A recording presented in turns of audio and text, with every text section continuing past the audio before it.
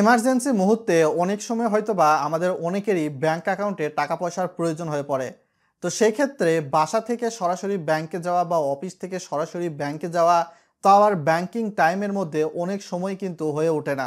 আবার অনেক সময় হয়তোবা দেখা যায় যে রাত 7টা 8টা বা 9টা 10টার পরে আমাদের ব্যাংক অ্যাকাউন্টে টাকা পয়সার প্রয়োজন হয়ে পড়লে সেক্ষেত্রে আমাদের কিন্তু ওই দিন হয়তোবা কাউকে টাকা পয়সা দেওয়ার প্রয়োজন হলে ব্যাংক অ্যাকাউন্ট থেকে সেটাও দিতে পারি না।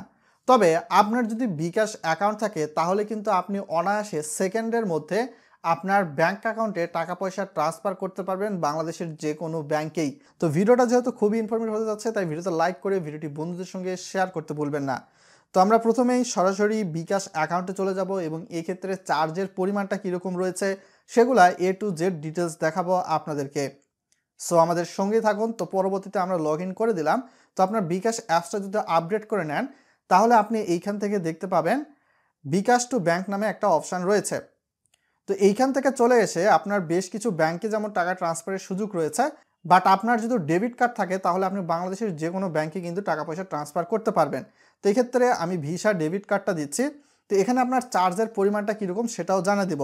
তো এই যে দেখতে পাচ্ছেন কার্ডের কিন্তু প্রত্যেকটা কার্ডের নাম্বার থাকে।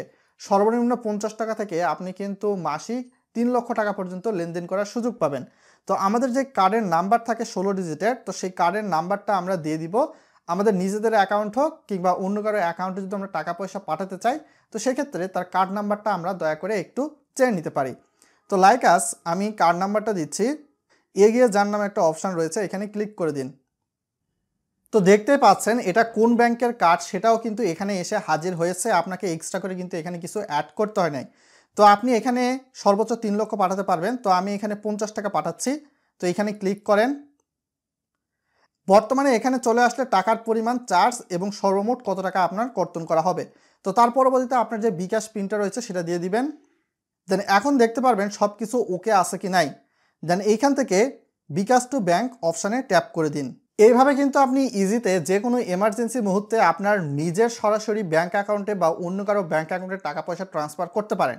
এখন চলে আসে চার্জের বিষয়।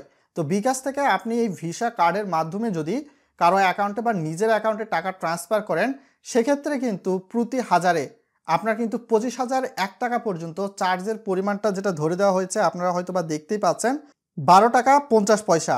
এছাড়া 25,001 টাকার উপর থেকে যদি আপনি ট্রান্সফার করেন তো সেক্ষেত্রে আপনার এখানে চার্জ কাটবে 14 টাকা 90 পয়সার মতো। এটা তো A to Z বিস্তারিত বুঝতে পারলেন।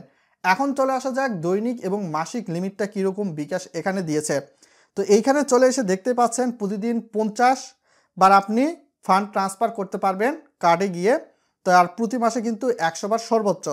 এখানে ন্যূনতম 50 টাকা এবং সর্বোচ্চ প্রতি ট্রানজ্যাকশনে আপনি ট্রান্সফার করতে পারবেন 50,000 টাকা পর্যন্ত। প্রতিদিন সর্বোচ্চ 50,000 এবং প্রতি মাসে সর্বোচ্চ 3 লক্ষ টাকা পর্যন্ত ট্রান্সফার করা যাবে। এর উপরে কিন্তু লিমিট দেওয়া হয়নি। আশা করি A to Z বিস্তারিত সকল তথ্য জানতে এবং বুঝতে পেরেছেন। চ্যানেলটাতে সাবস্ক্রাইব করে ফেসবুক পেজটাতে ফলো করে আমাদের সঙ্গেই থাকবেন। আসসালামু আলাইকুম।